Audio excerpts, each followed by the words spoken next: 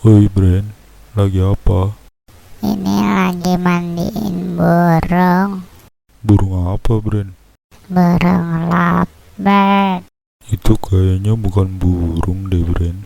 Anjay, ayam kok dibilang burung? Wah, lu juga tahu ya, ini tuh burung lovebird. Lihat tuh kepalanya, bentuk love kan? Iya juga ya. Iya aja deh, biar cepet. Ini bisa bunyi Bren. Bisa, tapi bunyinya aneh kalau pas subuh doang. Makanya nih lagi gua rawat biar bunyinya nggak subuh doang. Namanya juga ayam, bunyinya pas subuh lah. Kalau lihat matahari terbit. Ah, payah, pada nggak tahu. Makanya banyak baca kayak gua biar banyak tahu. Emang lu sering baca apa? Baca buku lah.